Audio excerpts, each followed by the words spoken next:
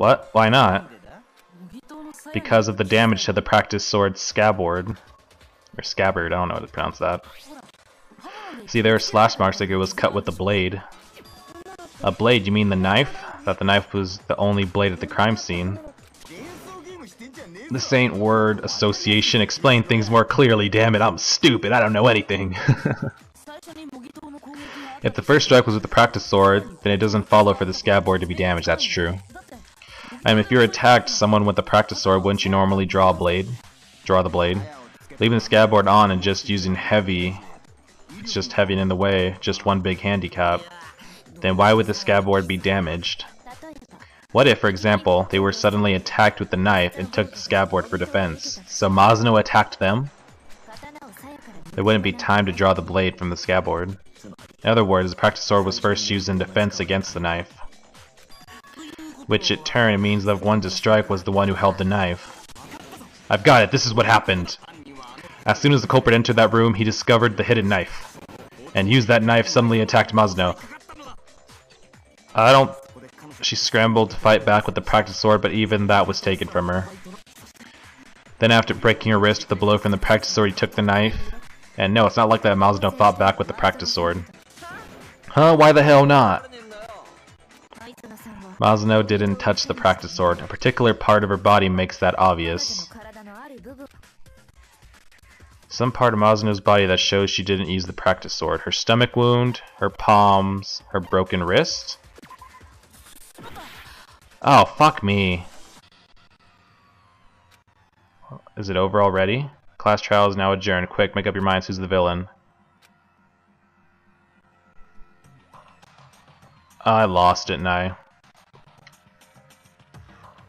Wow.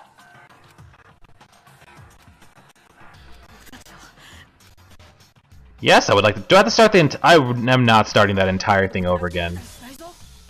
I refuse to start that entire thing over again. I refuse. Okay, thank God.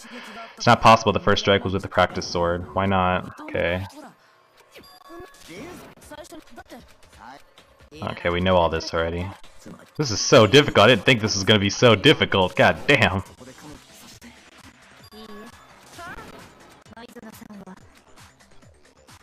Okay, what do you mean? What, that shows she didn't use her palm? I don't get it. Why is it her palm? You're talking about Masuno's palms, right? Masuno's hands were clean, so it's hard to believe she held the practice. Oh, okay, so yeah, because the gold would have showed up on her palms. True. How can you tell that just by looking at her palms? I mentioned it before, but the practice sword's gold leaf come off just by the slightest touch. A significant portion of the gilding on the practice sword was hilted by the rubbed off. Almost certain because the gold leaf rubbed off on the hand of whoever had used it. So if Masuno had used the practice sword, does it make sense for her hand to be clean? Couldn't she just have washed it when she fled to the shower? Why would she wash her hands while fleeing to the shower? Who has time to wash their hands when they're getting chased by a murderer?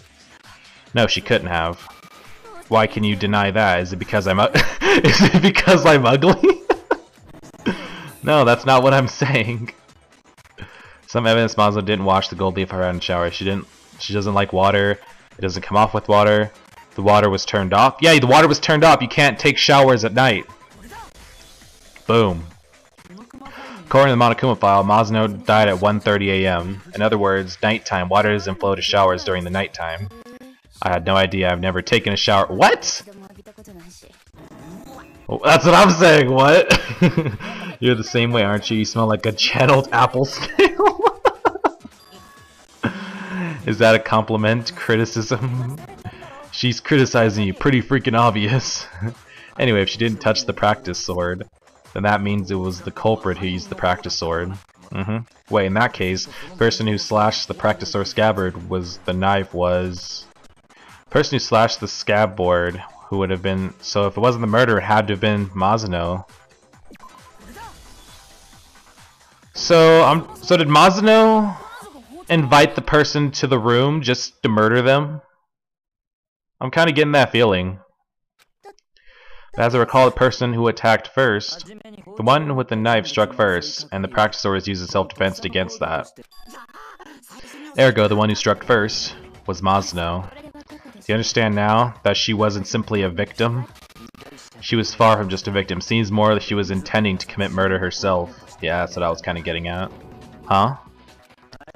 She took the knife from the kitchen, then invited the culprit to the room where she was staying. On top of that, if she was the one who struck first with the knife, indeed, those are the actions of a perpetrator, yeah. Now that I think about it, it was Mazuna who proposed she and Naegi exchange rooms, was it not? Yep. Perhaps she proposed the room exchange so she could frame Naegi for her own crime. Oh, that's fucked up! She's been playing me! Mazuna, why would do that to me? Yes, she would. However, using that line of thought also takes care of the nameplates. Oh my god, that is so true, goth girl. She did all this just to frame me. The nameplate switch. I bet after she murdered the guy, or yeah, I'm pretty sure it was the guy. After she murdered the guy, she was going to switch the nameplates back. And then she was going to deny us ever switching rooms. This bitch was going to play me. She wanted to lure her target to Naegi's room where she was staying. So by committing murder in that room, she could direct suspicion at Naegi. And in order to do that, she needed to keep the room exchange hidden from her target. If her target found out about the exchange, it would most likely raise a red flag. And that's why she swapped the nameplates.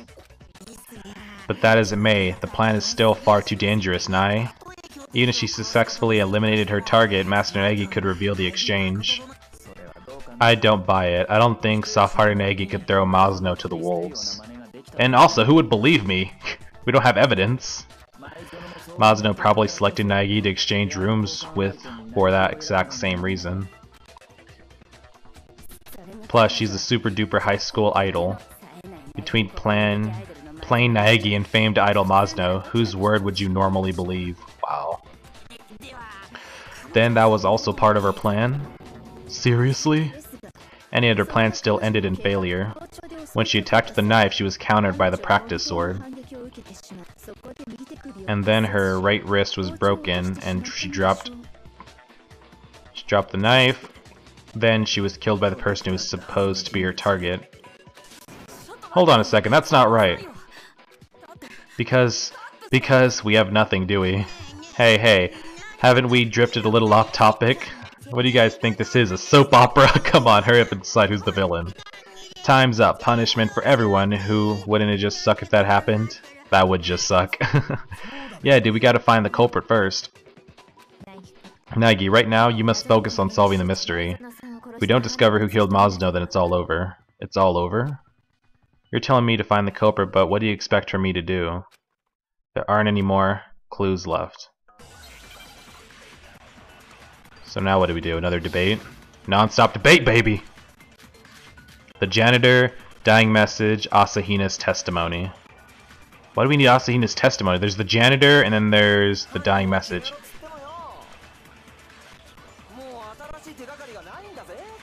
No, we have the dying message. Fuck!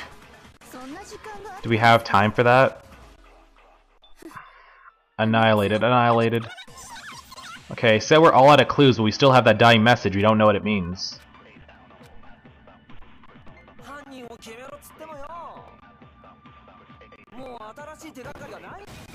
Let's go! Break! Okay, I get it. Alright. Actually, there still is one clue left. Mazuno's dying message. Dining? What now? A dying message. It was on the wall behind her back. She wrote the numbers 11037 in blood. That must be a hint related to the culprit, but what does it mean? Before we move on, I'd just like to be sure. Did Mazuno actually write the message in the first place? Yeah, she did. There's no doubt Mazuno wrote the message. Her left pointer finger. Yeah, I know that one. The reason Mazuno's left pointer finger had blood on it had been because she used that finger to write her dying message. Her right wrist would have been broken from the previous struggle, so she used her left hand. Okay, so we know it was Mazuno who wrote it. But what does 11037 mean? Wouldn't that one chick be able to help if it's about numbers, the programmer, or whatever? I have no idea. No matter what I try, I can't find any meaning in that string of numbers. Of course not. That's because they're not numbers. They're not? They look like numbers to me. It seems... Huh? What is it? If you consider that these might not be numbers, doesn't the 1-1 actually look like a letter? Looks like an N. N-O... Oh! It's backwards! Oh shit! L-E-O-N. Leon. He's right, the number in the middle is really thin, so it looks like a number 11. But could it also be an N? Whoa, you said something useful for once. Wow. My little gray cells are in fine working order. Though we even assume that the first letter is N, N037 still has no apparent meaning. Crap, I have no idea. Rotating it clockwise 180 degrees. Huh? Rotate it? I get it. Is it possible she wrote... That's right, Masuno wrote the culprit's name. What?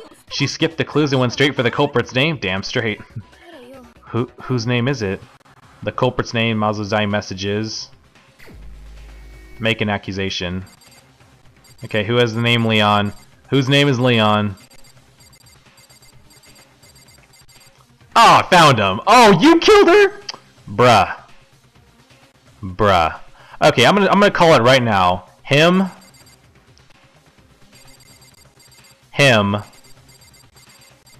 and him are gonna be murderers. I'm calling that shit right now. Is there anybody else that looks scary?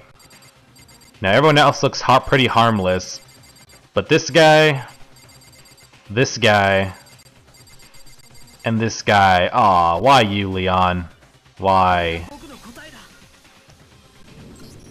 God damn it, Leon. The key to this mystery is in the clockwise rotation. You rotate the die message clockwise by 180 degrees. You can see the letters L-E-O-N, Leon. Leon, that's Kuwata's name. What? What are you talking about? It's just a coincidence. Fuck off, Leon. It's just a coincidence. Looks like an accidental byproduct. No, it's not just coincidence. Masuno wrote the message behind her back while slumping against the wall. Quite likely she moved only her hand behind her back writing the message in that position. Because she wrote the message in that position, when you look at it head on, it appears rotated 180 degrees. True. You try it yourself, write a message in that position, and the letters will be inverted. True.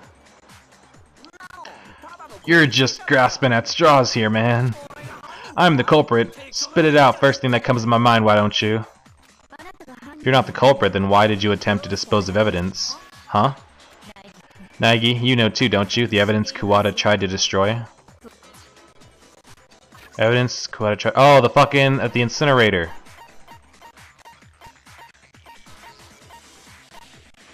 The burnt dress shirt. Okay, we got him. You're talking about the burnt dress shirt on the floor in front of the incinerator, right?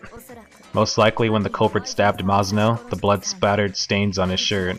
To dispose of the bloody dress shirt, he threw it into the incinerator. An accident left behind that burnt fragment. I'm certain the culprit didn't notice either. If he had, he would have been much more frantic. Isn't that right, Kuwata? What?